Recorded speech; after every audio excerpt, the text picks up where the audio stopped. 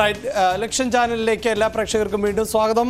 മനു, ഇവിടെ നമുക്ക് ഒരുപക്ഷെ രാജ്യം തന്നെ ചർച്ച ചെയ്യപ്പെട്ട വനിതകൾക്ക് വേണ്ടിയിട്ടുള്ള പദ്ധതികൾ അത് എത്രത്തോളം ഗുണകരമാണ് എന്നതിനപ്പുറത്ത് അത് അവതരിപ്പിച്ച രീതിയുണ്ട്. ജനങ്ങളിലേക്ക് കൂടുതൽ ഇറങ്ങിച്ചെല്ലുന്ന തരത്തിൽ അവതരിപ്പിക്കുന്നു, അതിനെ ജനകീയമാക്കുന്നു, വലിയ ക്യാമ്പയിനുകൾ ചെയ്യുന്നു.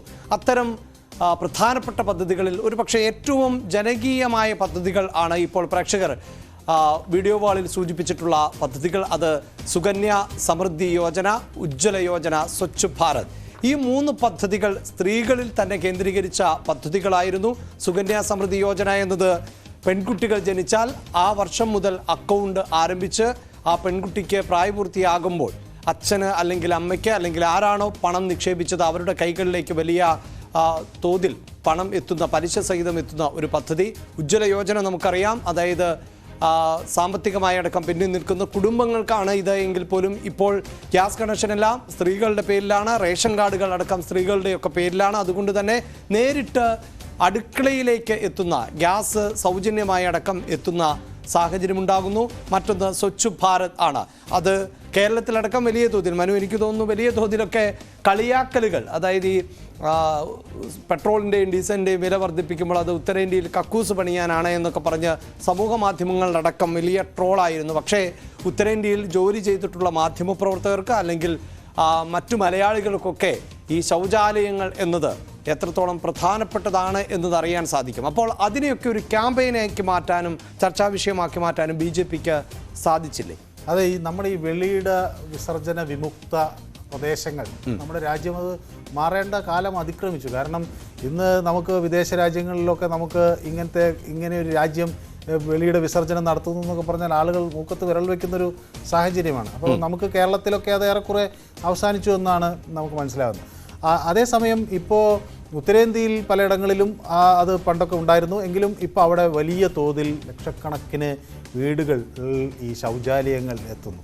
അത് വലിയ ഒരു നേട്ടം രാജ്യത്ത് സ്ത്രീകൾക്കിടയിൽ ഒരു വലിയ ഒരു പ്രഭാവം ഉണ്ടാക്കാൻ ഇപ്പോൾ BJP സർക്കാരിന് അതുവഴി കഴിഞ്ഞു. ഇപ്പോൾ അതേപോലെ തന്നെ ഈ ഗ്യാസ് കണക്ഷനെ സംബന്ധിച്ച് ഇപ്പോൾ ഉജ്ജ്വല യോജന എന്ന് പറഞ്ഞു. ഇപ്പോൾ നമ്മൾ അയോധ്യയിൽ കഴിഞ്ഞ ദിവസം പ്രധാനമന്ത്രി 15,000 കോടി രൂപയുടെ പദ്ധതികൾ ഉദ്ഘാടനം ചെയ്യാൻ ചെല്ലുകയും പെട്ടെന്ന് അവിടെ ഒരു വീട്ടിലേക്ക് മീര മാഞ്ചി എന്ന് പറഞ്ഞ ഒരു വീട്ടമ്മയുടെ വീട്ടിലേക്ക് ചെല്ലുകയും തണുപ്പാണ്, എനിക്ക് ചായ വേണം എന്ന് ആവശ്യപ്പെടുകയൊക്കെ ചെയ്തു. വലിയ വാർത്തയായി മാറുകയൊക്കെ ചെയ്തു. ലോകം അത് വലിയ ഒരു കൗതുകത്തോടെ ഉറ്റുന്നത്. കാരണം നമ്മൾ മനസ്സിലാക്കുന്നത് വെച്ചാൽ അവരോട് വളരെ വൈകിയാണ് പറഞ്ഞത് ഒരു VIP നിങ്ങളുടെ വീട്ടിലേക്ക് വരുന്നുവെന്നും പെട്ടെന്ന് വരുന്നത് പ്രധാനമന്ത്രിയാണ് എന്നവർ കാണുകയും അവർ അത്ഭുതത്തോടെ നോക്കുകയൊക്കെ ചെയ്യുകയാണ്. അപ്പോൾ അവരുടെ ഭർത്താവും അവരുടെ ഭർത്താവിൻ്റെ മാതാപിതാക്കളും കുടുംബവും കുട്ടികളൊക്കെ ആയിട്ട് അവർ താമസിക്കും. പെട്ടെന്ന് അവിടേക്ക് പ്രധാനമന്ത്രി വരികയും ചായ വേണം എന്ന് ആവശ്യപ്പെടുകയും അതിലൂടെ ഈ പ്രധാനമന്ത്രി ചെയ്തത് ഒരുപക്ഷെ അതൊരു കൗതുകകരമായ ഒരു സംഭവമാണ് എന്ന് എല്ലാവർക്കും അറിയാം. പെട്ടെന്ന് പ്രധാനമന്ത്രി ഒരാളുടെ സാധാരണക്കാരനെ ഒരാളുടെ അല്ല, എനിക്ക് തോന്നുന്നു മാധ്യമപ്രവർത്തകർക്കടക്കം ആ ഘട്ടത്തിൽ എന്തുകൊണ്ടാണ് ഈ സ്ത്രീയെ തെരഞ്ഞെടുത്തത് എന്നത് മനസ്സിലായില്ല. പിന്നീടാണ് അത് ബോധ്യപ്പെട്ടത്. അതെ, അതൊരു ക്യാമ്പയിൻ ടാക്ടിക്സ് ആയിരുന്നു. കാരണം എന്ന് വെച്ചാൽ ഇതാണ് തന്റെ സൗജന്യ ഗ്യാസ് കണക്ഷൻ പദ്ധതി അവസാനത്തെ അന്ന് ഏറ്റവും ഒടുവിൽ അതുവരെയുള്ള കണക്കനുസരിച്ച് ഈ സൗജന്യ കണക്ഷൻ കിട്ടിയിട്ടുള്ള കുടുംബമാണത്. അതെ, അപ്പോൾ ആ ഒരു ഇതിൽ പ്രധാനമന്ത്രി അവിടെ ചെല്ലുകയും അവർക്കത് വലിയൊരു സന്തോഷം, അതൊരു വലിയ ഒരു വിഷയമായി, ഒരു വാർത്തയായി എല്ലാ പത്രങ്ങളിലേക്കും മാധ്യമങ്ങളിലേക്കും ആളുകളുടെ വാട്സപ്പിലേക്കും ഒക്കെ ഇങ്ങനെ പ്രധാനമന്ത്രി കുടുംബത്തോടൊപ്പം സമയം പങ്കിടുന്നതിൻ്റെ ചിത്രങ്ങൾ വരികയും ഒക്കെ ചെയ്യുന്നത് അത് തന്നെ ഈ പദ്ധതിയുടെ ഒരു വലിയ ക്യാമ്പയിനായി മാറി. അപ്പോൾ ഞാൻ പറയുന്ന അവിടെയും ഒരു വനിതാ ഫോക്കസ്ഡ് ആയിട്ടാണ് ഈ വിഷയം പ്രധാനമന്ത്രി അവതരിപ്പിച്ചത്. ഇനിയിപ്പോൾ രാം ജന്മഭൂമിയുടെ വിഷയം എടുക്കാം. അവിടെയും ഈ ദീപോത്സവ് എന്ന് പറയുന്ന ഈ പരിപാടി കുറച്ച് 2017 തൊട്ട് നടക്കുന്ന എങ്കിലും അവിടെയും ഒക്കെ നമ്മൾ കാണുന്നത് സ്ത്രീകളുടെ വലിയ പങ്കാളിത്തം ഈ രാം ജന്മഭൂമിയുമായി ബന്ധപ്പെട്ടത്. അപ്പോൾ വിശ്വാസം എന്നത് ഒരു വലിയ ഇലക്ഷൻ അജണ്ടയായി BJP മുന്നോട്ട് വയ്ക്കുമ്പോൾ അതുകൂടി സ്ത്രീകളിലേക്ക് കണക്റ്റഡാണ്. കാരണം നമ്മുടെ രാജ്യത്തെ പ്രത്യേകിച്ച് ഹൈന്ദവ വിഭാഗത്തിൽ കൂടുതൽ ദൈവവിശ്വാസമുള്ളത് സ്ത്രീകൾക്കാണ്. അപ്പോൾ അതും അവരെ സംബന്ധിച്ചിടത്തോളം ശ്രീകൃഷ്ണനായാലും ശ്രീരാമനായാലും ഒക്കെ വലിയ ഒരു ഭക്തി എന്നത് സ്ത്രീകൾക്കിടയിൽ വളരെ വ്യാപകമായിട്ടുള്ളൊരു ഘടകമാണ്. അതൊക്കെ തൻ്റെ ഒരു കരുത്ത് തെളിയിക്കുന്നതിന് വേണ്ടി പ്രധാനമന്ത്രി ഉപയോഗിച്ചു എന്നതാണ് നമ്മൾ അവിടെയും മനസ്സിലാക്കേണ്ടത്. അപ്പോൾ ഇതിനെയൊക്കെ കൗണ്ടർ ചെയ്യാൻ ഈ ഇന്ത്യ മുന്നണിക്ക് അവിടെയെല്ലാം അന്തം വിട്ട് നിൽക്കുന്നൊരു ചില സാഹചര്യങ്ങൾ നമുക്ക് കാണാൻ കഴിയുന്നുണ്ട്. അതേപോലെ ഇപ്പോൾ സ്ത്രീകളായ സംരംഭകരുടെ കാര്യം എടുത്താൽ നമുക്കറിയാം മുദ്ര ലോണുകൾ, അത് നമുക്ക് ഒരുപക്ഷെ അത് ഡേറ്റകളുടെ അടിസ്ഥാനത്തിൽ തന്നെ പങ്കുവയ്ക്കാം. മനു, ഇത് സൂചിപ്പിച്ചതുപോലെ ഈ പദ്ധതികളെല്ലാം തന്നെ വളരെ നേരിട്ട് സ്ത്രീകളിലേക്ക് എത്തുന്ന പദ്ധതികൾ ആയിരുന്നു എന്നതാണ് ഏറ്റവും പ്രധാനപ്പെട്ടത്. അതിന് പരമാവധി പബ്ലിസിറ്റി BJP നൽകുകയും ചെയ്തു. അതോടൊപ്പം തന്നെ സ്ത്രീകൾ പ്രയോജനപ്പെടുത്തിയ പദ്ധതികളെ സംബന്ധിച്ച ഡേറ്റയിലേക്ക് പോകുമ്പോൾ അതിൽ പ്രധാനപ്പെട്ട ഒന്നായി മുദ്ര യോജന മാറുന്നു എന്നുള്ളതാണ്. മുദ്ര എന്നത് സ്ത്രീകൾക്ക് വേണ്ടി എന്ന് നമുക്ക് സാങ്കേതികമായി പറയാൻ സാധിക്കില്ല. കാരണം ചെറുകിട വ്യാപാരികൾക്ക്, വ്യവസായികൾക്കൊക്കെ 10 ലക്ഷം രൂപ വരെ അല്ലേ ലോൺ ലഭിക്കുന്ന പദ്ധതിയാണ്. പക്ഷേ ഈ പദ്ധതിയെ പ്രയോജനപ്പെടുത്തിയത് 70% സ്ത്രീകൾ ആണ് എന്നതാണ് അതിൽ എടുത്തു പറയേണ്ടത്. അതെ, ആ പദ്ധതി മാത്രമല്ല, ഇപ്പൊ പ്രധാനമന്ത്രി ആവാസ് യോജന എടുത്താലും ഒക്കെ ആ ഡേറ്റ കൂടി എന്തായാലും പ്രേക്ഷകരുമായി നമുക്ക് പങ്കുവയ്ക്കാം. പ്രധാനമന്ത്രി ആവാസ് യോജന എന്നത് 2022 ഏതാണ്ട് പൂർണ്ണമായും ഭവനരഹിതരായവരെ ഇല്ലാതാക്കുക എന്ന രീതിയിലായിരുന്നു ആ പദ്ധതിയെങ്കിൽ പോലും ഇപ്പോഴും അത് തുടരുന്നുണ്ട്. അതിൽ തന്നെ 75% സ്ത്രീകൾ ഈ പദ്ധതി പ്രയോജനപ്പെടുത്തി എന്നുള്ളതാണ്.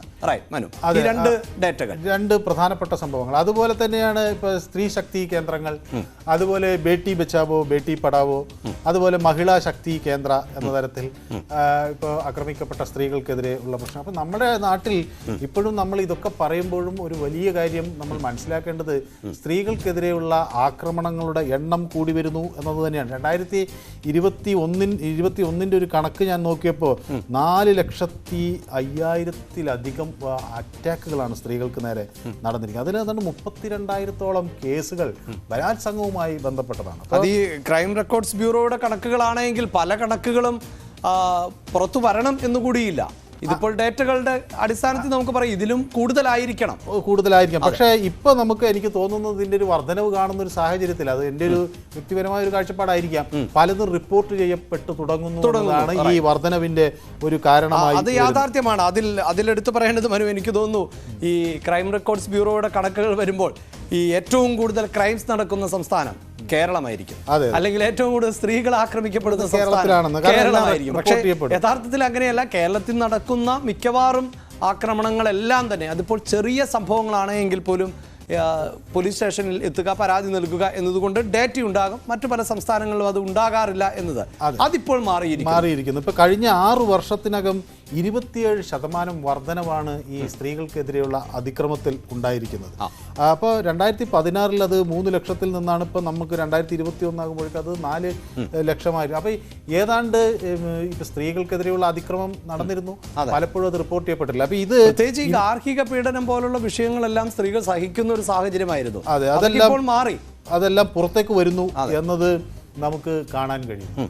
അപ്പോൾ അതിൽ അപ്പോൾ അത്തരം പ്രശ്നങ്ങൾ വരുന്നവരെ സംരക്ഷിക്കുന്നതിന് അവർക്ക് വേണ്ട സഹായങ്ങൾ നൽകുന്നതിനുള്ള പദ്ധതികൾ ഈ മഹാശക്തി കേന്ദ്രം അത് ഒരുപക്ഷെ ആ ഡേറ്റ കൂടി നമ്മൾ പങ്കുവെക്കുകയാണ്. അതായത് ഇപ്പോൾ ഈ മുദ്ര യോജന പോലെയുള്ള പദ്ധതികൾ ഒക്കെ വരുമ്പോൾ തന്നെ അത് സഹായിക്കുന്നതിന് വേണ്ടിയുള്ള ഹെൽപ്പ് ലൈനുകൾ ഉൾപ്പെടെ ആരംഭിച്ചിരുന്നു എന്ന് പറയുമ്പോൾ തന്നെ മറ്റൊരു പ്രധാനപ്പെട്ട കാര്യം കൂടി നമുക്ക് സൂചിപ്പിച്ച് പോകണമല്ലോ. ഈ ബേട്ടി ബച്ചാവോ ബേട്ടി പഠാവോ എന്ന പദ്ധതി അത് വളരെ പ്രധാനപ്പെട്ട ഒന്നായിരുന്നു. ഒപ്പം വർക്കിംഗ് വിമൻ ഹോസ്റ്റലുകൾ ഉൾപ്പെടെ ആരംഭിച്ചു എന്നുള്ളതും എടുത്തു പറയേണ്ടതാണല്ലോ. അതെ, നമ്മുടെ ഈ ബേട്ടി ബച്ചാവോ എന്നത് ഒരു വലിയ ബൃഹത്തായ ഒരു പദ്ധതിയാണ്. നമുക്കതിൻ്റെ തീവ്രത മനസ്സിലാക്കണമെങ്കിൽ ഈ ഭ്രൂണഹത്യ, അതുപോലെ ഈ ഇപ്പോൾ ചെറിയ ജനിച്ച ഉടനെ കുഞ്ഞുങ്ങളെ കൊല ചെയ്യുന്ന അല്ലെങ്കിൽ കൊന്നുകളയുന്ന ഒരു രീതി നമ്മുടെ നാട്ടിലുണ്ടായിരുന്നത് ഭയങ്കര ഭീതിതമാണ്. ഇപ്പോൾ സാറാ ജോസഫിൻ്റെ ആ കഥയുണ്ടല്ലോ. അപ്പോൾ നമുക്ക് മനസ്സിലാകും എത്ര മാത്രം ക്രൂരമായി മനുഷ്യർ പെരുമാറുന്നു എന്നത്. അപ്പോൾ ഇത് സ്വാഭാവികമായും ഇത് ആളുകൾക്കിടയിലുണ്ട്. ഇത് നേരിട്ട് കാണാനും ഒക്കെയുള്ള, അല്ലെങ്കിൽ നേരിട്ട് ഇത് റിപ്പോർട്ട് ചെയ്യാനൊക്കെ ഉള്ളൊരു അവസരം പണ്ട് ഞങ്ങൾക്ക് ലഭിച്ചിരുന്നു. ഞങ്ങൾ അന്ന് ഈ അട്ടപ്പാടിക്ക് അപ്പുറത്തൊരു തമിഴ് വംശജരുടെ ഒരു വിഭാഗം ഇങ്ങനെ ചെയ്തെന്ന്, അട്ടപ്പാടിയുമായി ബന്ധപ്പെട്ട് പ്രവർത്തിക്കുന്ന ഒരു ഡോക്ടർ ഈ വിഷയം മാധ്യമങ്ങൾക്ക് നൽകുകയും അന്ന് എനിക്ക് തോന്നുന്നു ഈ കേരള കൗമുദിയാണ് ഇതുമായി ബന്ധപ്പെട്ട വിഷയം എടുക്കുന്നത്.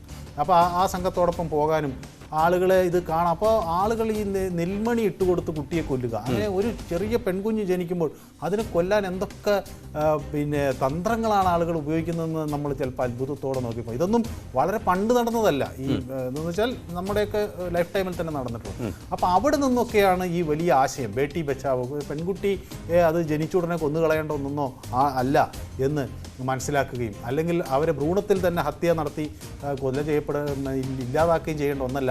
അവർ നമ്മുടെ കരുത്താണ്. അവർ ഇപ്പോൾ പുരുഷന്മാരെക്കാൾ പല മേഖലകളിലും അവർ അവരുടെ കഴിവുകൾ പ്രകടിപ്പിക്കുന്നു. അവർ പലയിടത്തും അവരുടേത് ആധിപത്യം ഉണ്ടാകും. ഇപ്പം നമ്മുടെ രാജ്യത്തിൻ്റെ പല നേട്ടങ്ങൾ എടുത്തു നോക്കിക്കഴിഞ്ഞാൽ കായിക മേഖലയിലായിക്കോട്ടെ അല്ലെങ്കിൽ ശാസ്ത്ര സാങ്കേതിക രംഗത്തായിക്കോട്ടെ സ്ത്രീകൾ ആണ് പലപ്പോഴും ലീഡ് ചെയ്യുന്നത്. ഇപ്പോൾ സ്പോർട്സിലൊക്കെ നമ്മുടെ ഒളിമ്പിക് ചാമ്പ്യൻ എന്ന് പറയുന്നത് വെയ്റ്റ് ലിഫ്റ്റിങ്ങിൽ പുരുഷന്മാർക്ക് മെഡൽ നേടാൻ കഴിയാത്തടത്ത് സ്ത്രീകൾ മെഡൽ നേടും. നമ്മൾ ബോക്സിംഗ് പോലുള്ള നമ്മൾ പറയുന്നത് എന്താ ഗ്ലാഡിയേറ്റർ സ്പോർട്സ് എന്ന് പറയുന്ന ഒരു കാലത്ത് പുരുഷന്മാരുടെ മാത്രം കളികളാണ് ഈ ബോക്സിംഗ് അല്ലെങ്കിൽ റെസ്ലിംഗ് ഒക്കെ.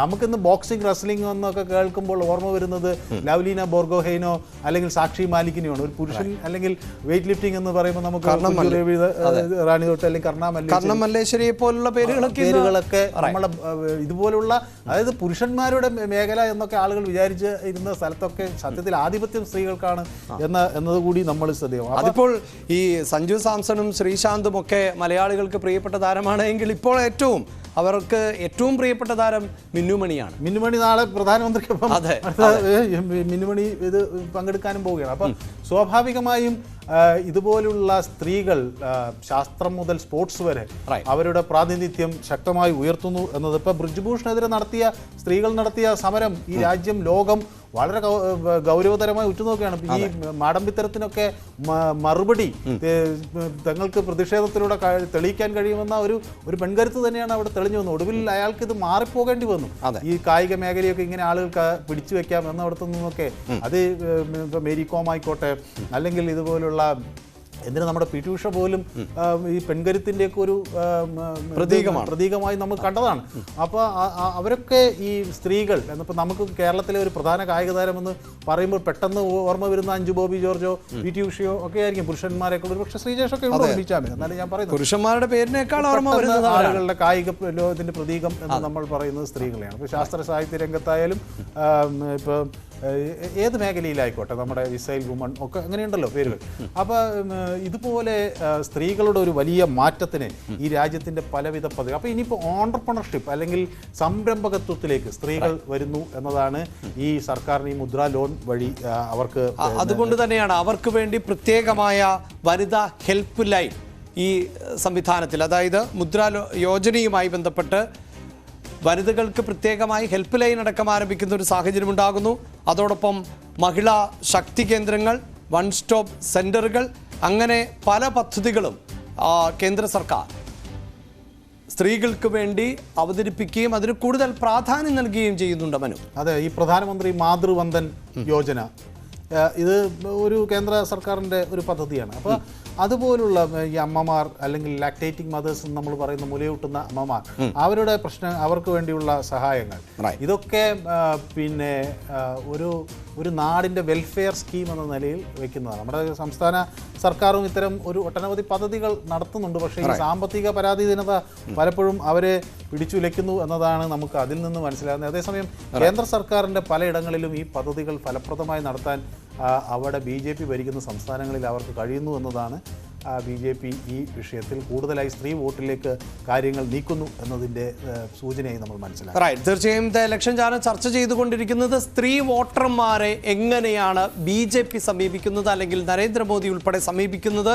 പ്രത്യേകിച്ച് 2024 തെരഞ്ഞെടുപ്പ് ആസന്നമായിരിക്കുന്ന ഒരു സാഹചര്യത്തിൽ സ്ത്രീകളെ എങ്ങനെ തങ്ങൾക്ക് അനുകൂലമാക്കാം എന്നതിനെ സംബന്ധിച്ച വിവരങ്ങൾ ആണ് പ്രേക്ഷകരുമായി പങ്കുവെക്കുന്നത്. അവിടെ ആവർത്തിച്ചു പറയുന്നു, മറ്റ് രാഷ്ട്രീയ പാർട്ടികൾ ഉൾപ്പെടെ അത്തരം തന്ത്രങ്ങൾ രൂപീകരിക്കുകയും അത്തരം പദ്ധതികളൊക്കെ ആവിഷ്കരിക്കുകയും ചെയ്യുക എന്നത് എല്ലാ സംസ്ഥാനത്തും നടക്കുന്ന രീതികൾ ആണ്. പക്ഷേ നരേന്ദ്രമോദി കേരളത്തിലേക്ക് എത്തുമ്പോൾ മഹിളാ സമ്മേളനത്തെ അഭിസംബോധന ചെയ്യുന്ന ഒരു സാഹചര്യം ഉണ്ടാകുന്നു. അത് ഇന്ത്യയിലൊട്ടാകെ സ്ത്രീ വോട്ടർമാരെ കൂടുതൽ തങ്ങളിലേക്ക് അടുപ്പിക്കുക എന്ന BJPയുടെ ഒരു തന്ത്രത്തിൻ്റെ ഫലമായി കൂടിയാണ്.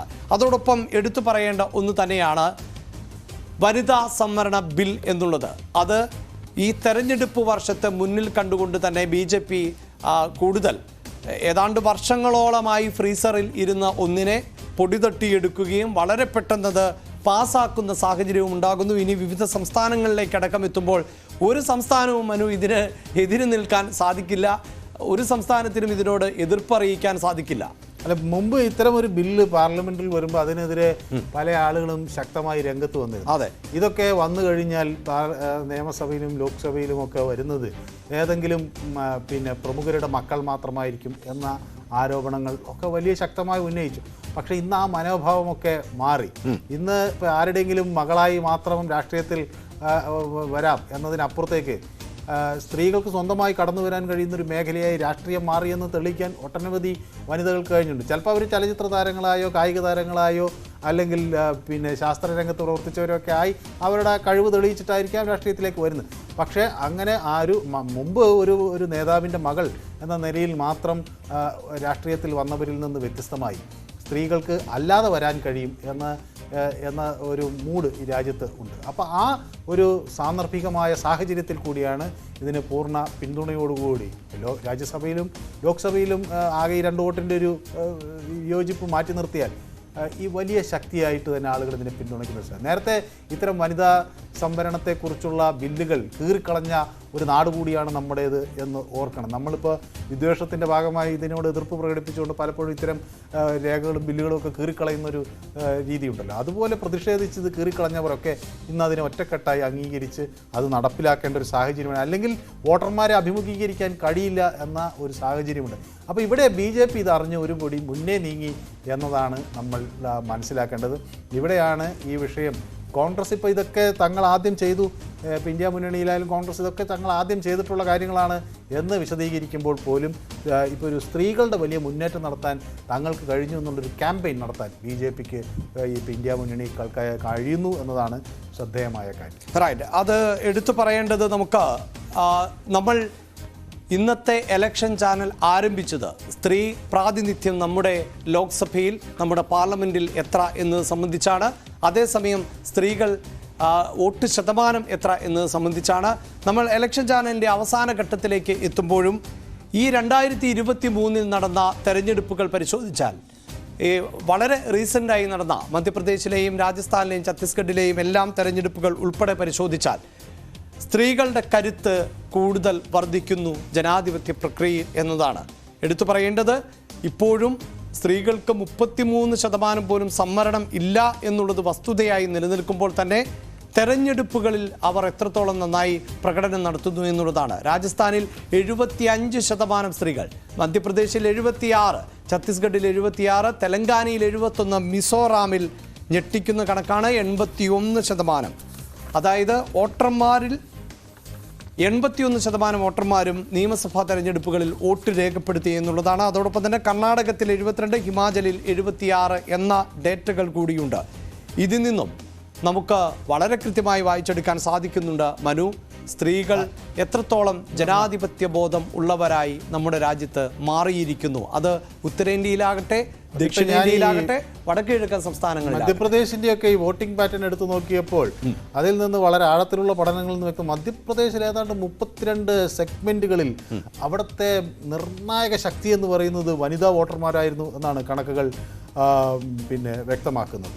ഈ സത്ന ജില്ല, അതുപോലെ റേവ, അവിടെയൊക്കെ ഈ സ്ത്രീകൾ അവരുടെ പുരുഷന്മാരെക്കാൾ അധികം വോട്ട് ചെയ്തു എന്ന് മാത്രമല്ല ജയപരാജയങ്ങൾ നിർണയിച്ചത് അവിടെ മധ്യപ്രദേശിൽ സ്ത്രീകളാണ് ഈ ഇത്തരം പ്രദേശങ്ങളിൽ എന്ന് കണക്കുകൾ വ്യക്തമാക്കുന്നു. അതുപോലെ തന്നെ ഈ പലയിടങ്ങളിലും ഇപ്പോൾ ടോട്ടലായി മധ്യപ്രദേശിൽ ഇപ്പോൾ 77.15% പുരുഷന്മാർ വോട്ട് ചെയ്തപ്പോൾ 78.21% സ്ത്രീകൾ 78% പുരുഷന്മാർ വോട്ട് ചെയ്തപ്പോൾ 76% സ്ത്രീകളും വോട്ട് ചെയ്തു. ഛത്തീസ്ഗഡിലും ഈ സ്ത്രീകളുടെ വളരെ നല്ല ഒരു ടേൺ ഔട്ടാണ് ഇലക്ഷനിൽ ഉണ്ടായത്. അത് 76.3% ആളുകൾ ഛത്തീസ്ഗഡിലും ഒക്കെ വോട്ട് ചെയ്യാൻ വരികയൊക്കെ ചെയ്തു. അപ്പോൾ ഈ 2019 ജനറൽ ഇലക്ഷനെ സംബന്ധിച്ചതിൽ നിന്ന് 5% അധികം സ്ത്രീകൾ ഇപ്പോൾ വോട്ടിംഗ് ചെയ്തു വരുന്നു എന്നതാണ് അവരുടെ ഇപ്പം നമുക്ക് ഇതിൽ കാണാൻ കഴിയുന്നത്. അപ്പോൾ വനിതാ വോട്ടർമാരുടെ സംഖ്യ ഏതാണ്ട് 5.1% വർദ്ധിച്ചിരിക്കുന്നു. അത് ഇനി സ്ത്രീ വോട്ടർമാരുടെ കയ്യിൽ പല മണ്ഡലങ്ങളും ഉണ്ട് എന്നതാണ്. അതിപ്പോൾ ചില സുപ്രധാന മണ്ഡലങ്ങളിൽ കാര്യങ്ങൾ പൂർണ്ണമായി തീരുമാനിക്കുന്നത് സ്ത്രീകളുടെ താല്പര്യമാണ്. ഇപ്പോൾ ആണത്വ ഘോഷങ്ങളുടെ ഒരു തെരഞ്ഞെടുപ്പ് ഗോതയായിരുന്നു നമുക്കുണ്ടായിരുന്നത്. ഇപ്പോൾ നമുക്ക് തന്നെ അറിയാം, പ്രധാനമന്ത്രി എനിക്ക് 56 ഇഞ്ച് ചെസ്റ്റ് ഉണ്ട് എന്നൊക്കെ പറഞ്ഞ് പ്രസംഗിച്ചതിൻ്റെ ഒരു കാലം. അപ്പോൾ അത്തരം ആണത്വ ഘോഷങ്ങൾ അവസാനിച്ചു. ഇനി സ്ത്രീകളെ സംബന്ധിച്ചുള്ള വിഷയങ്ങൾ പിന്നെ പറഞ്ഞുകൊണ്ട് മാത്രമേ തെരഞ്ഞെടുപ്പിനെ നേരിടാൻ കഴിയൂ എന്ന നിലയിലേക്ക് കാര്യങ്ങൾ എത്തുന്നു. അപ്പോൾ നമ്മൾ വലിയ മീശയെക്കുറിച്ചോ വലിയ നെഞ്ചളവിനെക്കുറിച്ചോ ഒക്കെ പറയുന്നതിനപ്പുറത്തേക്ക് ഈ കർമ്മശേഷിയുള്ള മനുഷ്യരുടെ പ്രയാസങ്ങളും പ്രശ്നങ്ങളും അവർ നേരിടുന്ന വെല്ലുവിളികൾക്കും ഉത്തരം നൽകാൻ കൂടി ഭരണാധികാരികളും തെരഞ്ഞെടുപ്പിലെത്തുന്ന സ്ഥാനാർത്ഥികൾക്കും കഴിയേണ്ടതുണ്ട് എന്ന കൂടി ഒരു വെളിപ്പെടുത്തലാണ് ഇനി വരാനിരിക്കുന്ന തെരഞ്ഞെടുപ്പ്. റൈറ്റ്.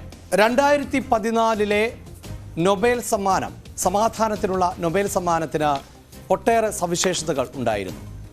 അയൽ രാജ്യങ്ങളിലെ 2 പേർ ആണ് ആ സമ്മാനം പങ്കുവച്ചത്.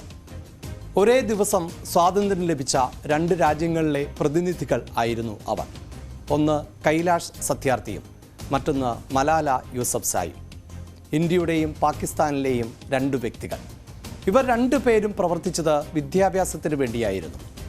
കൈലാഷ് സത്യാർത്ഥി കുട്ടികളുടെ അവകാശങ്ങൾക്കും വിദ്യാർത്ഥികളുടെ വിദ്യാഭ്യാസത്തിനും വേണ്ടി പ്രവർത്തിച്ചപ്പോൾ മലാല യൂസഫ്സാ പ്രവർത്തിച്ചത് സ്ത്രീകളുടെ വിദ്യാഭ്യാസത്തിന് വേണ്ടിയായിരുന്നു. അതിന് പ്രതിഫലമായി ആ രാജ്യത്ത് നിന്ന് തലയ്ക്ക് വെടിയേക്കുന്ന സാഹചര്യമാണ് മലാല യൂസഫ്സായ്ക്ക് നേരിട്ടത്. നൊബേൽ സമ്മാനം നേടുന്ന ഏറ്റവും പ്രായം കുറഞ്ഞ വ്യക്തി കൂടിയാണ് മലാല യൂസഫ്സാ. ഇന്ത്യയോടൊപ്പം സ്വാതന്ത്ര്യം നേടിയ പാകിസ്ഥാനിലെ സാഹചര്യം അതാണ് എങ്കിൽ ഇന്ന് ഇന്ത്യയിലെ സ്ത്രീകൾ വിദ്യാഭ്യാസപരമായി, സാമ്പത്തികമായി, സാമൂഹികമായി ഏറ്റവും മുന്നിൽ നിൽക്കുന്നു എന്ന് മാത്രമല്ല, നമ്മുടെ ജനാധിപത്യ പ്രക്രിയയിൽ അവർ ഏറ്റവും നന്നായി ഭാഗഭാക്കാകുകയും ചെയ്യുകയാണ്. അത് എല്ലാ രാഷ്ട്രീയ പാർട്ടികളും തിരിച്ചറിയണം. BJP മാത്രമല്ല, കോൺഗ്രസും CPM ഉൾപ്പെടെയുള്ള എല്ലാ രാഷ്ട്രീയ പാർട്ടികളും ആ പ്രാധാന്യത്തെ തിരിച്ചറിഞ്ഞുകൊണ്ട് തന്നെയായിരിക്കണം തെരഞ്ഞെടുപ്പ് അജണ്ടകൾ കൂടി രൂപപ്പെടുത്തേണ്ടത് എന്ന് ഓർമ്മിപ്പിച്ചുകൊണ്ട് ഇലക്ഷൻ ചാനൽ പൂർണ്ണമാകുന്നു. നമസ്കാരം.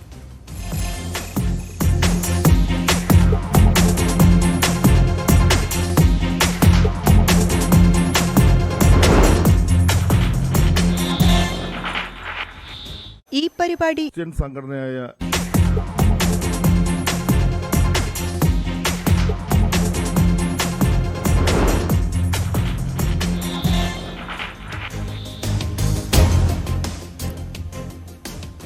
നമസ്കാരം. ലോക്സഭാ തെരഞ്ഞെടുപ്പിന് കാഹളം മുഴങ്ങവേ പ്രധാനമന്ത്രി നരേന്ദ്രമോദി കേരളത്തിൽ എത്തുകയാണ്.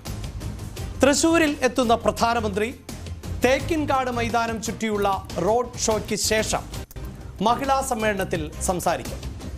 ഇന്ത്യൻ വനിതാ ക്രിക്കറ്റ് ടീം അംഗം മിന്നു മണി, നടി ശോഭന, ഗായിക വൈക്കം വിജയലക്ഷ്മി, പെൻഷൻ കുടിശ്ശിക കിട്ടുന്നതിനായി സംസ്ഥാന സർക്കാരിനെതിരെ ഹൈക്കോടതിയെ സമീപിച്ച മറിയക്കുട്ടി തുടങ്ങിയവർ പ്രധാനമന്ത്രിക്കൊപ്പം വേദി പങ്കിടും എന്നാണ് BJP നേതാക്കൾ പറയുന്നത്. എന്തുകൊണ്ടാണ് BJPയും മോദിയും സ്ത്രീകളെ ലക്ഷ്യമിടുന്നത്? 2024 നടക്കാനിരിക്കുന്ന പൊതു തെരഞ്ഞെടുപ്പിൽ മൊത്തം 68 കോടി വോട്ടർമാരെയാണ് പ്രതീക്ഷിക്കുന്നത്. അതിൽ സ്ത്രീ വോട്ടർമാർ 33 കോടി ആയിരിക്കും. അതായത് 49%. എന്നാൽ 2029 എത്തുമ്പോൾ 37 കോടി സ്ത്രീ വോട്ടർമാർ രാജ്യത്ത് ഉണ്ടാകും. അതായത് പുരുഷന്മാരെ സ്ത്രീകൾ മറികടക്കും. ചുരുക്കി പറഞ്ഞാൽ രാഷ്ട്രീയത്തിൽ പുരുഷാധിപത്യമാണ് ഉള്ളത് എങ്കിലും നമ്മളെ ആര് ഭരിക്കണം എന്ന് തീരുമാനിക്കുന്നതിൽ നിർണായകം സ്ത്രീകൾ ആണ് എന്നർത്ഥം. ദ ഇലക്ഷൻ ചാനലിലേക്ക് എല്ലാ പ്രേക്ഷകർക്കും സ്വാഗതം.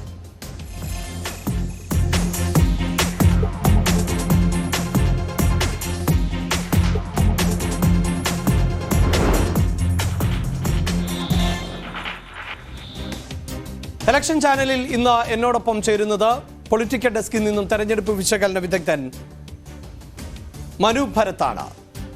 മനു, പ്രധാനമന്ത്രി കേരളത്തിൽ എത്തുന്നു, വനിതാ സമ്മേളനത്തിൽ സംസാരിക്കാൻ തയ്യാറെടുക്കുന്നു.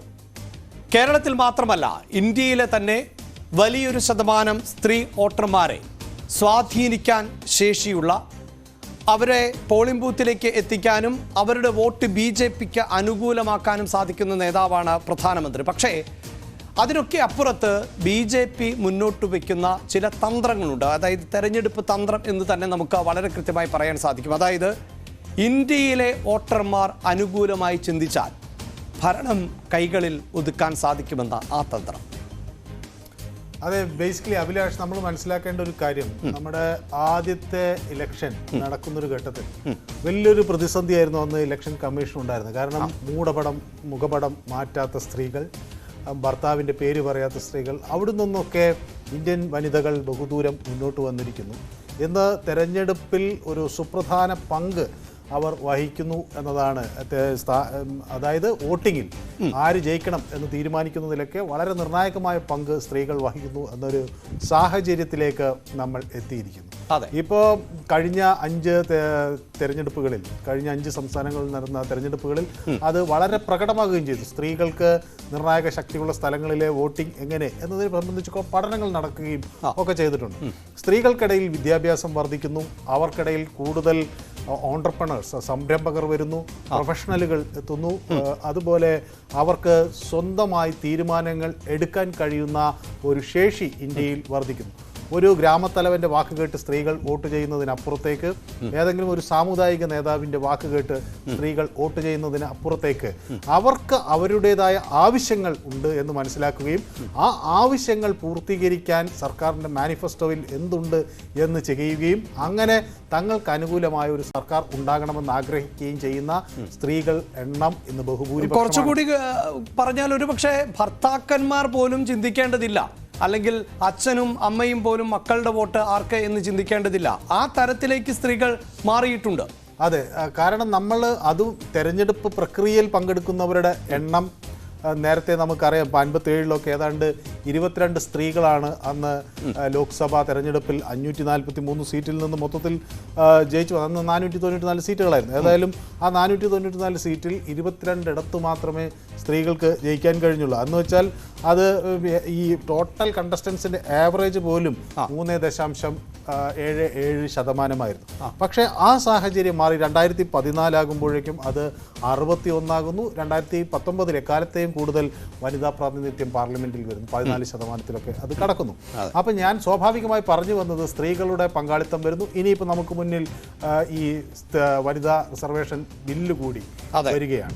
അപ്പം സ്ത്രീകളുടെ ഈ മത്സര രംഗത്തുള്ള സാന്നിധ്യം വർദ്ധിക്കുമ്പോൾ തന്നെ സ്ത്രീകളുടെ വോട്ടിംഗ് ട്രെൻഡിൽ ഇനിയും വർധനവുണ്ടാകും. അഭിലാഷ് നേരത്തെ സൂചിപ്പിച്ചതുപോലെ തന്നെ 2028 ആകുമ്പോഴേക്കും നമ്മുടെ മൊത്തം വോട്ടർമാരായ സ്ത്രീകളുടെ എണ്ണം പുരുഷന്മാരെക്കാൾ അധികരിക്കും എന്ന കാര്യത്തിൽ തീർച്ചയായും ഈ തെരഞ്ഞെടുപ്പ് കമ്മീഷന്റെ കണക്കാണ് പുറത്തു വരേണ്ടത്. 2024 പൊതു തെരഞ്ഞെടുപ്പിലേക്ക് എത്തുമ്പോൾ മാത്രമാണ് രാജ്യത്തെ ആകെ വോട്ടർമാരുടെ കൗണ്ട് എത്ര എന്നത് നമുക്ക് കൃത്യമായി അറിയാൻ സാധിക്കുകയുള്ളൂ.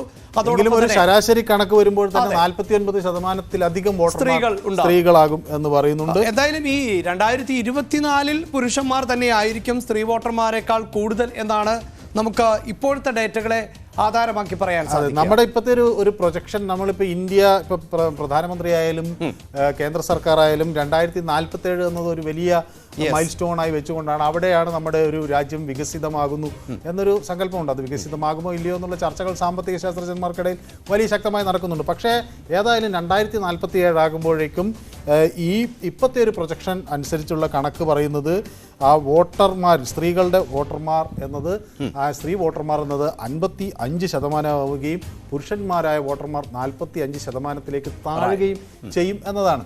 അപ്പോൾ ഇനി ഇന്ത്യയുടെ ഭാവി നിർണ്ണയിക്കുന്നത് സ്ത്രീകളാണ് എന്ന കാര്യത്തിൽ ഈ കണക്കുകൾ അല്ലെങ്കിൽ ഇത് സംബന്ധിച്ച് 47 എത്തുന്നതിന് മുമ്പ് എനിക്ക് തോന്നുന്നു ഈ തെരഞ്ഞെടുപ്പിൽ എന്തായാലും വനിതാ സംവരണം എന്നത് പ്രായോഗികമാകില്ല. ഈ ലോക്സഭാ തെരഞ്ഞെടുപ്പിൽ ഇനി വിവിധ രാഷ്ട്രീയ പാർട്ടികൾ സ്ത്രീകൾക്ക് കൂടുതൽ പ്രാതിനിധ്യം നൽകുമോ എന്നത് നമുക്കറിയില്ല. പക്ഷേ സാങ്കേതികമായി അല്ലെങ്കിൽ നിയമപരമായി അങ്ങനെയൊന്നും ഉണ്ടാകില്ല. പക്ഷേ 2029 നമുക്കത് പ്രതീക്ഷിക്കാമല്ലോ മനു. അങ്ങനെയെങ്കിൽ 2029 എത്തുമ്പോൾ തന്നെ പുരുഷന്മാർ 50% എന്നത്, അല്ലെങ്കിൽ ഇപ്പോൾ സ്ത്രീകൾ 49% എന്നതിനെ മറികടന്ന് സ്ത്രീ വോട്ടർമാർ അധികമായി മാറുന്ന ഒരു സാഹചര്യം ഉണ്ടാകും. അധികമായി മാറുന്നു എന്ന് മാത്രമല്ല, അതിൽ രസകരമായ കാര്യം ഇവർ വളരെ ഉത്സാഹപൂർവ്വം ഈ തെരഞ്ഞെടുപ്പ് പ്രക്രിയയിൽ പങ്കാളികളാകുന്നു എന്നത് കൂടിയാണ് അതിലെ ഒരു ശ്രദ്ധേയമായ കാര്യം. കാരണം തങ്ങളുടെ വോട്ട് വളരെ പ്രധാനപ്പെട്ടതാണ്, ഓരോ വോട്ടും അമൂല്യമാണ് എന്ന് മനസ്സിലാക്കുന്നിടത്താണ് അവർ കൂടി ഇതിൻ്റെ ഭാഗവാക്കാകുന്നത്. നമുക്കറിയാം ഈ സ്വാതന്ത്ര്യം കിട്ടുന്നത് ഒരു ഘട്ടത്തിൽ, അല്ലെങ്കിൽ 1900-കളിലൊക്കെ ഈ സ്ത്രീകൾക്ക് ഒരു വോട്ടവകാശം എന്നതൊരു സങ്കല്പം മാത്രമാണ്. പണ്ട് നമ്മുടെ ക്ലിൻ്റൻ്റെ ഭാര്യ ഹിലരി മത്സരിക്കുന്ന സാഹചര്യത്തിൽ അവർ പറഞ്ഞു അവരുടെ അമ്മയ്ക്ക് വോട്ടവകാശം ഉണ്ടായില്ല, പക്ഷേ താൻ തിരഞ്ഞെടുപ്പിൽ മത്സരിക്കുന്നൊരു ഘട്ടം. അന്ന് പറഞ്ഞതുപോലെ ഇന്ത്യയിലും ആദ്യഘട്ടത്തിലുണ്ടായിരുന്ന തദ്ദേശ അല്ലെങ്കിൽ പ്രാദേശികമായ തെരഞ്ഞെടുപ്പുകളിൽ സ്ത്രീകളുടെ സാന്നിധ്യം വളരെ കുറവായിരുന്നു, അല്ലെങ്കിൽ അവർക്ക് വോട്ടില്ലായിരുന്നു.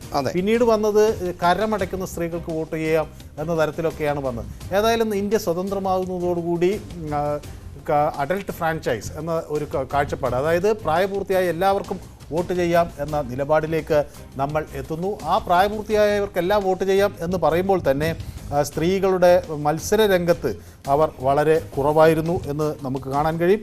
ആ 1957 22 നിന്ന് നമ്മളിപ്പോൾ ഈ കഴിഞ്ഞ ജനറൽ ഇലക്ഷൻ 78 പേർക്ക് അവരുടെ മണ്ഡലങ്ങളിൽ നിന്ന് വിജയിച്ചു വരാൻ കഴിഞ്ഞു എന്നതും അത് മൊത്തം സംഖ്യയുടെ 14.3% സ്ത്രീകൾ വിജയിച്ചു എന്നാണ്. അപ്പോൾ ഇവിടെയാണ് BJP അവരുടെ പുതിയ ഇലക്ഷൻ തന്ത്രം മെനയുന്നത്. കാരണം ഈ കാലങ്ങളായി നിന്നിട്ടുള്ള ഒരു രാഷ്ട്രീയത്തിനപ്പുറത്തേക്ക് ഇനി BJPക്ക് അവരുടെ അടിത്തറ കൂടുതൽ വിപുലമാക്കണമെങ്കിൽ സ്ത്രീകളുടെ പിന്തുണ വളരെ അത്യാവശ്യമാണ്. BJPക്ക് ഉണ്ടായിരുന്ന ഒരു വലിയ പ്രശ്നം, അവർക്ക് അവരുടെ അടിത്തറയായി നിൽക്കുന്ന രാഷ്ട്രീയ സ്വയംസേവക സംഘാകട്ടെ തുടക്കം മുതൽ അതൊരു ആദ്യഘട്ടത്തിൽ പുരുഷന്മാർക്കായിരുന്നു കൂടുതൽ പ്രാതിനിധ്യമുണ്ടായിരുന്നു. അത് പിന്നീട് RSSന്റെ ഭാഗവാക്കായി വന്നിട്ടുള്ള എല്ലാ തലവന്മാരും പുരുഷന്മാരായിരുന്നു. പിന്നീട് സേവികാ സമിതികൾ ആരംഭിച്ചു. എങ്കിലും ഇപ്പോൾ നമ്മൾ കാണുന്ന റൂട്ട് മാർച്ചും എല്ലാം കൂടുതലും ഒക്കെ പുരുഷന്മാരാണ്. അപ്പോൾ ഇപ്പോൾ BJPയുടെ അല്ലെങ്കിൽ ജനസംഘത്തിൻ്റെ രൂപീകരണത്തിലൊക്കെ രാജ്മാതാജിയെ പോലുള്ള അല്ലെങ്കിൽ അങ്ങനെയൊക്കെയുള്ള സ്ത്രീകളുടെ ഒരു സാന്നിധ്യം നമുക്ക് ഉണ്ടായിരുന്നു എങ്കിലും കൂടുതലും അതൊരു പുരുഷ കേന്ദ്രീകരണം. 80കളിലാണ് BJP ഇങ്ങനെ സ്ത്രീകളെ അവരുടെ ഒരു രാഷ്ട്രീയത്തിലേക്ക് അവരും കരുത്തായി വരണം എന്ന തരത്തിലേക്കുള്ള വലിയ ആലോചനകൾ കാര്യമായി നടക്കുന്നത് ആ ഘട്ടത്തിലാണ്. പിന്നീട് മഹിളാ മോർച്ചയുടെ രൂപീകരണം ഉണ്ടാകുന്നു. മഹിളാ മോർച്ച പിന്നീട് ഇപ്പം നമുക്ക് നോക്കിക്കാണുന്നതിൽ ഈ വിദ്യാർത്ഥി പരിഷത്തോ അല്ലെങ്കിൽ BJPയുടെ മറ്റ് BMS ഒക്കെയുള്ള പരിവാർ സംഘടനകളെയൊക്കെ അപേക്ഷിച്ച് നോക്കുമ്പോൾ പണ്ട് ഇപ്പോൾ ഭാരതീയ മസ്ദൂർ സംഘമായിരുന്നു വലിയ ഇന്ത്യയിലെ ഏറ്റവും വലിയ തൊഴിലാളി സംഘടന എന്ന നിലയിലുണ്ടായിരുന്നു, വിദ്യാർത്ഥി പരിഷത്തും ആ നിലയിലായിരുന്നു. ഇപ്പം നമുക്ക് കാണാൻ കഴിയുന്നത് ഈ മഹിളാ മോർച്ചയും സമാനമായ രീതിയിൽ ഒരു കരുത്തുറ്റ ശക്തിയായി വളർത്താൻ BJP കഴിയുന്നു. ഈ തെരഞ്ഞെടുപ്പിൻ്റെ മുഖ്യ ഫോക്കസ് സ്ത്രീകളാണ്. വരാനിരിക്കുന്ന റിപ്പബ്ലിക് ഡേ പരേഡിൽ സ്ത്രീകളുടെ കരുത്ത് പ്രകടമാക്കും എന്നതിന് രാജ്യം തയ്യാറെടുക്കുന്നു. അപ്പോൾ ഈ 2024 തെരഞ്ഞെടുപ്പ് മോദി പ്രധാനമന്ത്രി കണക്ക് കൂട്ടുന്നത് BJPയുടെ വിജയമുണ്ടാകുകയാണ്, അതിനടിത്തറമാകുന്നത് സ്ത്രീ വോട്ടർമാരായിരിക്കും എന്നതാണ്. അതിനുവേണ്ടിയുള്ള പദ്ധതികളാണ്. തൃശ്ശൂരിൽ നാളെ തുടക്കം കുറിക്കാൻ പോകുന്ന കേരളത്തിലെ പ്രചരണ പരിപാടികളുടെ തുടക്കമാണെങ്കിൽ ഇന്ത്യ ഒട്ടുക്ക് അത് നേരത്തെ ആരംഭിച്ചു കഴിഞ്ഞിരിക്കുന്നു. അതിലെല്ലാം സ്ത്രീകളുടെ പ്രാതിനിധ്യം മുൻനിർത്തിക്കൊണ്ട് തന്നെയാണ്. തീർച്ചയായും നമ്മൾ 2024 എത്തി നിൽക്കുമ്പോൾ നാരീശക്തി എന്ന വാക്ക് അധികമായി കേട്ടു തുടങ്ങിയിട്ട് ഏതാനും വർഷങ്ങളായി. പക്ഷേ അപ്പോഴും എടുത്തു പറയേണ്ടത് ഇപ്പോഴും നമ്മുടെ നിയമസഭകളിൽ ഇന്ത്യൻ പാർലമെന്റിലൊക്കെ സ്ത്രീകളുടെ പ്രാതിനിധ്യം അത്രമേൽ കുറവാണ് എന്ന് തന്നെയാണ്. ആ ചരിത്രരേഖകൾ കൂടിയാണ് ഡോക്യുമെന്റുകളുടെ അടിസ്ഥാനത്തിൽ ഇലക്ഷൻ ചാനൽ പ്രേക്ഷകരുമായി പങ്കുവെക്കുന്നത്. നമുക്ക് ആദ്യം ഒരു ഗ്രാഫിക്കൽ റെപ്രസെൻറ്റേഷനിലേക്ക് തന്നെ പോകാം. ഇപ്പോൾ ഇലക്ഷൻ ചാനലിൻ്റെ വീഡിയോ വാളിൽ കാണുന്നത് വിവിധ വർഷങ്ങളിൽ നമ്മുടെ പാർലമെന്റിൽ സ്ത്രീകൾക്ക് ലഭിച്ചിരുന്ന പ്രാതിനിധ്യം എത്രത്തോളം എന്നുള്ളതാണ്.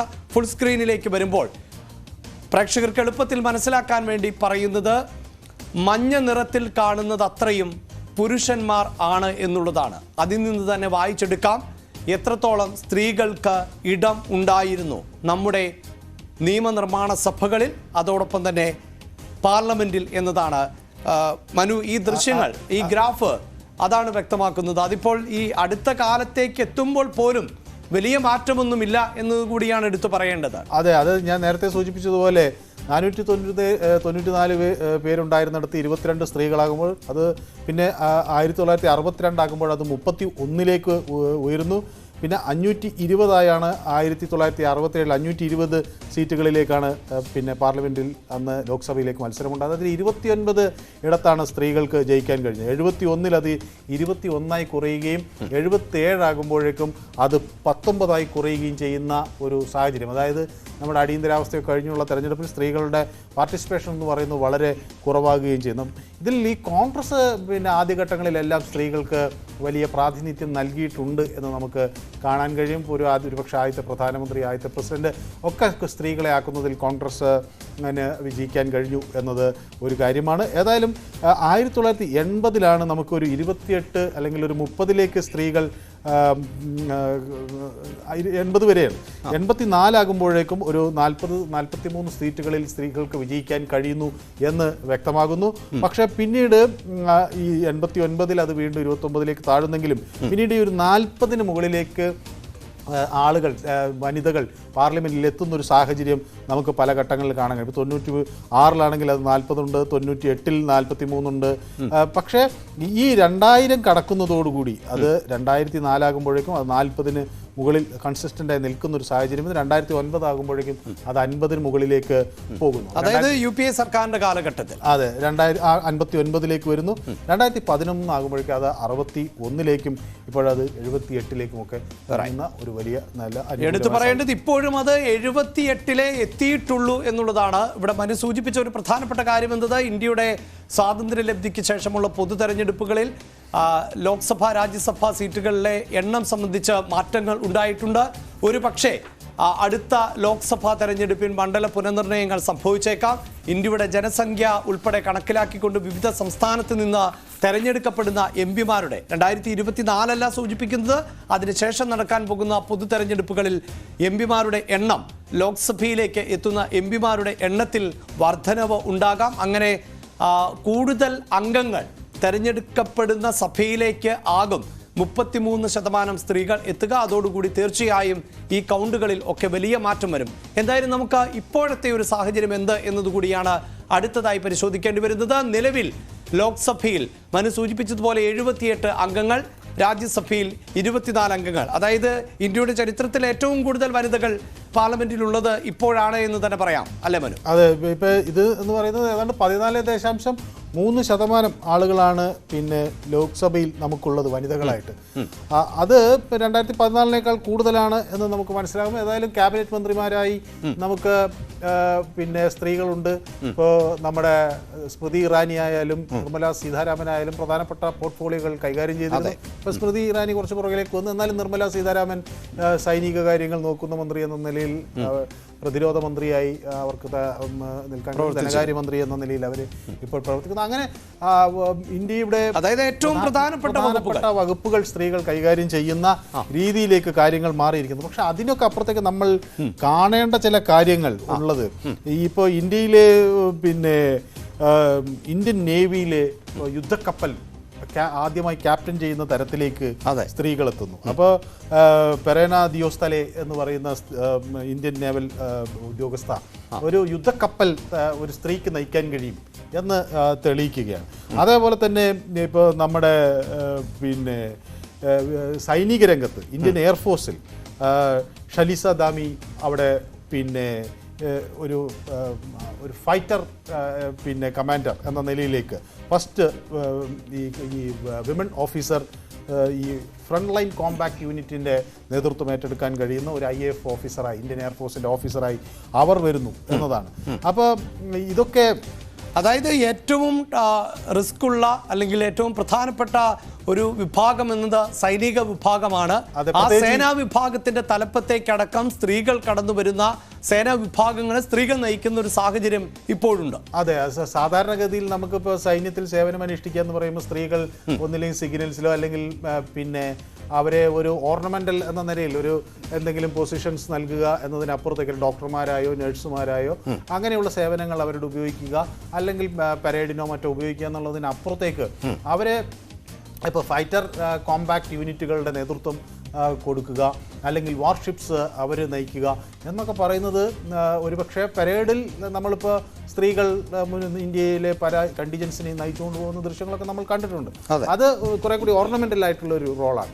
പക്ഷേ ഇതുപോലെ ഫീൽഡിൽ അറ്റാക്കിംഗ് രംഗത്ത് അല്ലെങ്കിൽ അതിൻ്റെ രാജ്യസുരക്ഷയുമായി ബന്ധപ്പെട്ട നിർണായകമായ മേഖലകൾ അത് സ്ത്രീകൾക്ക് കൂടി വഴങ്ങും എന്ന് തെളിയിക്കുന്ന ഒരു ഘട്ടമാണ്. അപ്പോൾ ഇതൊക്കെ ഒരു പുതിയ ഇന്ത്യയുടെ സൂചനകളാണ്. അതുകൊണ്ടാണ് BJP ഈ തെരഞ്ഞെടുപ്പ് രംഗത്ത് സ്ത്രീകൾക്ക് ഒരു പ്രാതിനിധ്യം നൽകുന്ന ഒരു ഇലക്ഷൻ ക്യാമ്പയിന് അവർ ഒരു പ്ലാൻ ഉണ്ടാക്കുന്നത്. അപ്പോൾ ഇത് BJPയിലേക്ക് വോട്ട് ചെയ്യാൻ താല്പര്യമുള്ള സ്ത്രീകളുടെ എണ്ണം കുറവാണ് എന്ന് ആദ്യഘട്ടങ്ങളിൽ തന്നെ BJP നടത്തിയ പഠനങ്ങളിൽ നിന്ന് വ്യക്തമായിരുന്നു. അപ്പോൾ 2014 അത് കറക്റ്റ് ചെയ്യാനുള്ള വലിയ കഠിനമായ ശ്രമം BJPയുടെ ഭാഗത്തു നിന്നുണ്ടായിരുന്നു. പ്രത്യേകിച്ച് പ്രധാനമന്ത്രി നരേന്ദ്രമോദി അത് വളരെ ഫോക്കസ് ചെയ്തു. കാരണം പണ്ട് ഈ ലെനിൻ പറഞ്ഞതുപോലെ ഒരു വലിയ വിഭാഗം ഒരു രാജ്യത്തിൻ്റെ പകുതി ശതമാനം ആളുകൾ സ്ത്രീകൾ അവർ അടുക്കളയിൽ തളച്ചപ്പെടുന്ന ഒരു സാഹചര്യം അത് ഒരിക്കലും ശരിയാവില്ല എന്നുള്ള ആ നിലത്തിൽ തന്നെ ഇവിടെ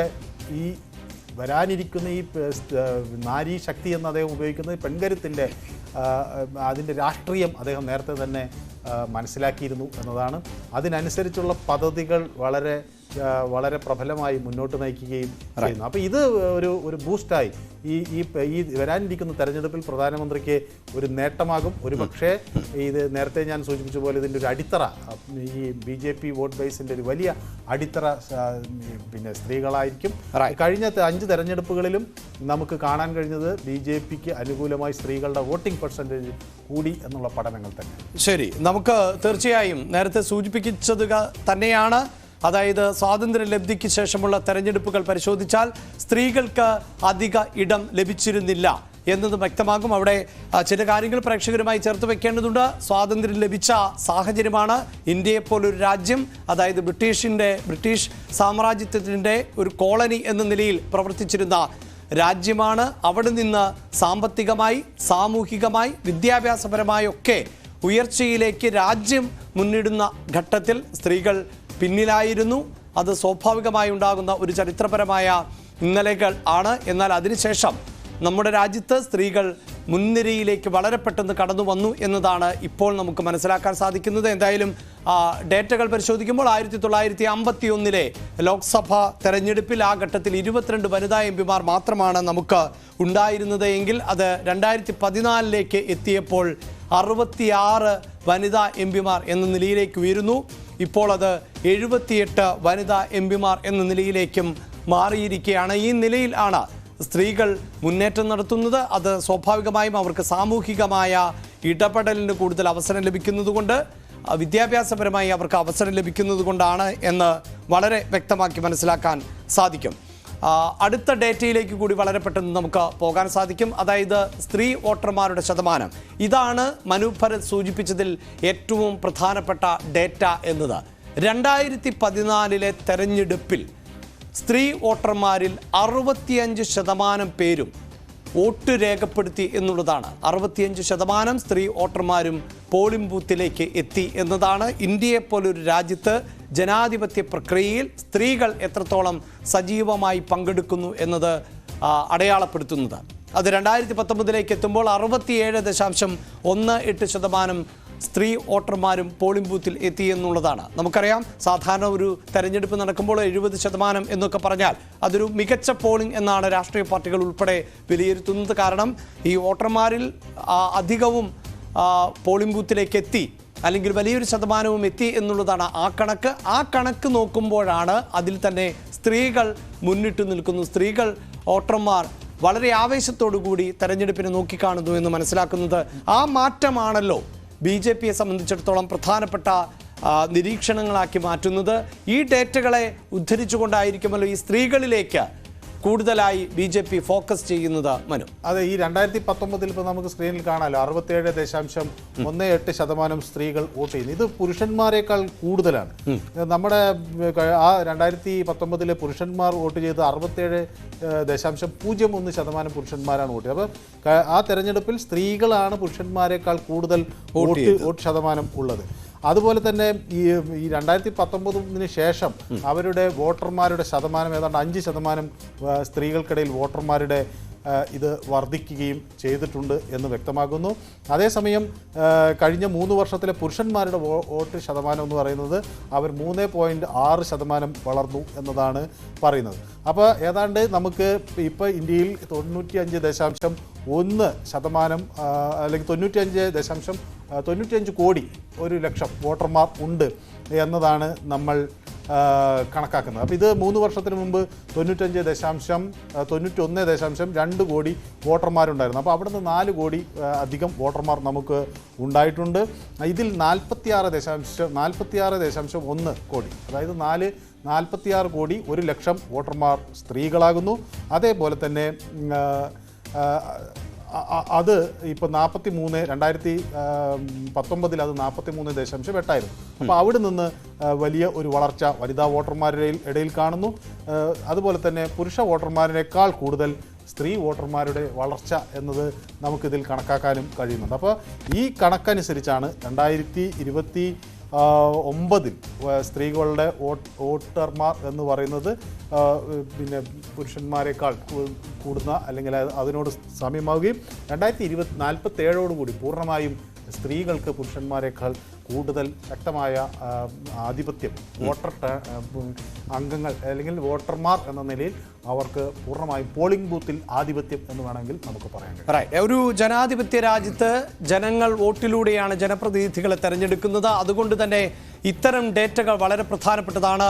അതിനെ BJP ഫോക്കസ് ചെയ്യുന്നു എന്നുള്ളതാണ്. മറ്റ് രാഷ്ട്രീയ പാർട്ടികൾ ഈ ഡേറ്റകളെ എത്രത്തോളം ഉദ്ധരിക്കുന്നുണ്ട്, ഈ ഡേറ്റകളെ എത്രത്തോളം അടിസ്ഥാനപ്പെടുത്തുന്നുണ്ട് എന്നത് അതാത് രാഷ്ട്രീയ പാർട്ടികൾ സ്വയം വിലയിരുത്തേണ്ട ഒന്നാണ്. BJP പലപ്പോഴും തെരഞ്ഞെടുപ്പുകളെ പ്രൊഫഷണൽ ആയാണ് നേരിടുന്നത് എന്ന് BJP നേതാക്കൾ തന്നെ പറയുന്ന ഒരു സാഹചര്യത്തിലാണ് ഇത്തരം ഡേറ്റകൾ വളരെ പ്രധാനപ്പെട്ടതായി മാറുന്നത്. നമ്മൾ അടുത്ത പോയിന്റിലേക്ക് പോകുന്നത് മറ്റൊന്നുമല്ല, പ്രധാനമന്ത്രി തന്നെ പറയുന്നത് അല്ലെങ്കിൽ BJP മുന്നോട്ട് വയ്ക്കുന്ന ആശയം എന്നത് സ്ത്രീ ശക്തി മോദിക്കൊപ്പം എന്നുള്ളതാണ്. അതായത് സ്ത്രീ ശക്തി അല്ലെങ്കിൽ നാരീ ശക്തി എത്രത്തോളം പ്രധാനപ്പെട്ടതാണ് ഇന്ത്യ എന്ന ഈ മഹാരാജ്യത്ത്, അത് വോട്ടർമാരിൽ എത്രത്തോളം സ്വാധീനം ചെലുത്തുന്നു, അധികാരത്തിൽ എത്രത്തോളം പ്രധാനപ്പെട്ടതായി മാറുന്നു എന്നതിൻ്റെ ഡേറ്റകൾ ആണ് ഇലക്ഷൻ ചാനൽ ഇപ്പോൾ പ്രേക്ഷകരുമായി പങ്കുവച്ചത്. ആ ഡേറ്റകൾ മനസ്സിലാക്കുമ്പോഴാണ് ഈ മുദ്രാവാക്യം എത്രത്തോളം പ്രസക്തമാണ് എന്നത് ഒരു രാഷ്ട്രീയ പാർട്ടിയെ സംബന്ധിച്ചിടത്തോളം മനു. അതെ, ഇതിൽ നമുക്ക് അറിയാം അഭിലാഷ്, ഇതിപ്പോൾ പ്രധാനമന്ത്രിയുടെ ഈ തൃശ്ശൂർ പരിപാടി എന്നത് ഒരുപക്ഷെ കേരളത്തിൽ അതിനിപ്പോൾ വലിയൊരു രാഷ്ട്രീയ മാറ്റത്തിന് വഴിതെളിക്കുമെന്നൊന്നും നമുക്കിപ്പോൾ കണക്കെടുക്കുന്നില്ല. പക്ഷേ രാജ്യമെമ്പാടുമുള്ള ഒരു മൂഡിന് ഇതൊരു ബൂസ്റ്ററായിരിക്കും. എന്ന് വെച്ചാൽ രാജ്യമെമ്പാട് സ്ത്രീകളുടെ ഒരു വലിയ പ്രാതിനിധ്യം വർദ്ധിക്കുന്നു എന്ന് BJPയുടെ ഒരു ക്യാമ്പയിന് കേരളത്തിൽ ഇപ്പോൾ 2 ലക്ഷത്തോളം സ്ത്രീകൾ പ്രധാനമന്ത്രിയെ കാണാനെത്തുകയും അത് റോഡ് ഷോയിലും മറ്റും ഒക്കെ അതിൻ്റെ ഭാഗമായി നടക്കുകയും ഒക്കെ ചെയ്യുമ്പോൾ അത് ഒരു രാജ്യത്തിന് തന്നെ അതിൻ്റെ വാർത്തകൾ വരുന്നു എന്നത്, പ്രത്യേകിച്ച് ദക്ഷിണേന്ത്യയിൽ ഇങ്ങനെ കുറെ കൂടി സ്ത്രീകൾക്ക് അനുകൂലമായി ഒരു നീക്കം നടക്കുന്നു എന്നതൊക്കെ, അതായത് കേരളം BJPക്ക് പിടികൊടുക്കാത്ത ഒന്നാണ്. പിടികൊടുക്കാത്ത ഒരിടത്ത് പോലും ഇതുപോലെ ഒരു വലിയ സ്ത്രീ ശക്തിയുടെ ഒരു പ്രകടനം നടത്താൻ തനിക്ക് കഴിയുന്നു എന്നത് ഒരു മാറ്റം ആയി അദ്ദേഹത്തിന് കാണിക്കാൻ കഴിയും. കാരണം നമ്മുടെ രാജ്യത്തിൻ്റെ നമുക്കറിയാലോ ഇപ്പോൾ ഇന്ത്യയിൽ ഈ സ്ത്രീകളുടെ മൂവ്മെൻ്റ് എന്ന് പറയുന്നത് 1900 ശേഷമാണ് വരുന്നത്. സ്ത്രീകൾ പലപ്പോഴും നമ്മുടെ പല സാംസ്കാരിക പ്രശ്നങ്ങൾ കൊണ്ട്, ഒരു കാലത്ത് നമുക്ക് റാണി ലക്ഷ്മിബായി ഉണ്ട്, അല്ലെങ്കിൽ മുൻനിര പോരാളികളായ പിന്നെ സ്വാതന്ത്ര്യ സമര സേനാനികളായ സ്ത്രീകളൊക്കെ പല ഘട്ടങ്ങളിലുണ്ട്. പക്ഷേ ഒരു സ്ത്രീ ശാക്തീകരണം എന്ന നിലയിൽ ഭാരത് സ്ത്രീ മഹാമണ്ഡൽ ആദ്യം ഘട്ടത്തിൽ നമ്മൾ രൂപീകരിക്കുന്നത്, പിന്നീട് അതിനുശേഷം ഓൾ ഇന്ത്യ വിമൻസ് കോൺഗ്രസ് ഈ മാർഗരറ്റ് കൗസൻ രൂപീകരിക്കുന്ന ഒരു ഘട്ടത്തിലൊക്കെ ഈ സ്ത്രീകളുടെ പിന്നെ മാരിറ്റൽ ബെനിഫിറ്റ്സ്, അവരുടെ കുടുംബപരമായ പ്രശ്നങ്ങൾ, ഇതൊക്കെ പിന്നെ രാഷ്ട്രീയത്തിനപ്പുറത്തേക്കും സ്ത്രീകൾ എന്ന നിലയിൽ അവർ നേരിടുന്ന വിഷയങ്ങളൊക്കെ പതുക്കെ ഉയർന്നു വരാം. പിന്നീട് നമുക്ക് 70കളിൽ ചിപ്കോ മൂവ്മെൻറ്റിലൊക്കെ സ്ത്രീകളുടെ വലിയ പിന്നെ ഇത് പങ്കാളിത്തം നമുക്ക് കാണാൻ കഴിയും. പക്ഷേ അപ്പോഴും നമ്മൾ മനസ്സിലാക്കേണ്ടത് 1987 ഞങ്ങളൊക്കെ വിദ്യാർത്ഥികളായിരിക്കുന്ന ഒരു കാലത്ത് അന്ന് ഞങ്ങളെയൊക്കെ ഞെട്ടിച്ചൊരു സംഭവമായിരുന്നു ഈ ഇന്ത്യയിൽ സതി പ്രഥ എന്ന് പറയുന്ന സതി വീണ്ടും അനുഷ്ഠിക്കുന്നൊരു സാഹചര്യം ഉണ്ടായി എന്നുള്ളത്. അന്ന് രൂപ് കൻവാർ എന്നൊരു സ്ത്രീ, അവർ 8 മാസം കല്യാണം കഴിഞ്ഞ് 8 മാസം കഴിഞ്ഞതും അവരുടെ ഭർത്താവ് മരിച്ചു. അങ്ങനെ ഈ 18 വയസ്സായ ഈ പെൺകുട്ടി അഗ്നികുണ്ഡത്തിലേക്ക് എടുത്ത് ചാടുന്നൊരു സാഹചര്യം ഉണ്ടായി. അപ്പോൾ ഈ മാൽസിംഗ് ഷെഖാവത്ത് ഇവരുടെ ഭർത്താവിന് 24 വയസ്സേ ഉണ്ടായിരുന്നുള്ളൂ, അയാൾ മരിക്കുകയും ചെയ്തു. അപ്പോൾ അങ്ങനെയുള്ളൊരു ഒരു രാജ്യത്ത് ഈ സതി എത്രയോ കാലങ്ങൾക്ക് മുമ്പ് നിരോധിച്ചിട്ടും അത് വീണ്ടും തുടരുന്നു എന്ന ആശങ്ക രാജ്യമെമ്പാടും ഇങ്ങനെ ആളിപ്പടരുന്നൊരു കാലമായിരുന്നു. അപ്പം ഞാൻ പറയുന്നത് 1987 എന്ന് പറയുന്നത് അത് കഴിഞ്ഞിപ്പോൾ നമ്മൾ ഒരു 30 വർഷം കഴിയുമ്പോഴേക്കും നമ്മുടെ സാഹചര്യങ്ങൾ വല്ലാതെ മാറുന്നു. നമ്മൾ കുറെ കൂടി എന്താണ് ഇത്തരം കാര്യങ്ങളെ ഇപ്പോൾ ഒരു നൂറ്റാണ്ട് കൊണ്ട് നമ്മൾ മാച്ചു കളഞ്ഞ പല ദുരാചാരങ്ങളും പിന്നെ 87 നിലനിൽക്കുന്നു എന്ന നടുക്കത്തോടെ നമ്മൾ തിരിച്ചറിയുമ്പോൾ പക്ഷെ അവിടെ നിന്ന് കുറെ കൂടി കരുത്തിട്ട് ഇപ്പം നമ്മുടെ ഈ ബഹിരാകാശ പദ്ധതികളിൽ പലതിലും നിർണായകമായ പങ്കുവഹിച്ചിട്ടുള്ള സ്ത്രീകളാണ് എന്ന് നമുക്ക് കാണാൻ കഴിയുമ്പോൾ അത് ഇന്ത്യ വലിയ മാറ്റത്തിന് വിധേയമാകുന്നു എന്നതാണ് ഈ രാഷ്ട്രീയം. തീർച്ചയായും രാജാറാം മോഹൻ റായയുടെ കാലഘട്ടത്തിൽ നിരോധിക്കപ്പെട്ട ഒന്നായിരുന്നു സതിയെങ്കിൽ അത് 87 കാലഘട്ടത്തിൽ പോലും ആവർത്തിച്ച ഇന്ത്യ ആണ് നമ്മുടേത്. പക്ഷേ അത്തരം സംഭവങ്ങൾ ഒറ്റപ്പെട്ടതായിരുന്നു. അതോടൊപ്പം തന്നെ പ്രേക്ഷകരോട് എടുത്തു പറയേണ്ടതുണ്ട്, തീർച്ചയായും സ്വാതന്ത്ര്യലബ്ധിക്ക് ശേഷം ഏറ്റവും കൂടുതൽ കാലഘട്ടം ഇന്ത്യയെ ഭരിച്ചത് കോൺഗ്രസ് തന്നെയാണ്. ആ കോൺഗ്രസ് സ്ത്രീകൾക്ക് വലിയ പരിഗണന നൽകുകയും സ്ത്രീകളെ അടക്കം ഉയർത്തിക്കൊണ്ടുവരികയും ഒക്കെ ചെയ്തിരുന്നു. അവിടെ തന്നെ നേരത്തെ സൂചിപ്പിച്ചു കഴിഞ്ഞതാണ്, ഇന്ദിരാഗാന്ധിയെ പോലെയുള്ളവർ അല്ലെങ്കിൽ പ്രതിഭ പാട്ടീലിനെ പോലെയൊക്കെയുള്ള ആളുകൾ രാജ്യത്തെ നയിക്കുന്ന ഒരു സാഹചര്യം ഉണ്ടായിരുന്നു എങ്കിൽ BJP 2014 അധികാരത്തിൽ ഏറിയതിനു ശേഷം സ്ത്രീകൾക്ക് വേണ്ടിയുള്ള പദ്ധതികളിൽ കൂടുതൽ ഫോക്കസ് ചെയ്തിരുന്നു എന്ന് മനസ്സിലാക്കാൻ സാധിക്കും. അത്തരം പദ്ധതികളുടെ തുടർച്ച 2019 ഉണ്ടായി. ഇനി കൂടുതൽ പദ്ധതികൾ സ്ത്രീകൾക്ക് വേണ്ടി അനുവദിക്കുമോ എന്നതുൾപ്പെടെയുള്ള കാര്യങ്ങൾ കണ്ടറിയണം. എന്തൊക്കെയായിരുന്നു സ്ത്രീകൾക്ക് വേണ്ടി BJP എടുത്തു പറഞ്ഞ പ്രേക്ഷകർക്ക് മനസ്സിലാക്കാൻ അല്ലെങ്കിൽ വോട്ടായി മാറുമെന്ന് ഉറപ്പിച്ചുകൊണ്ട് തന്നെ മുന്നിൽ കണ്ട പദ്ധതികൾ എന്തൊക്കെ എന്നതുൾപ്പെടെയുള്ളവയാണ് പരിശോധിക്കുന്നത്. അത് ഇടവേളയ്ക്ക് ശേഷം.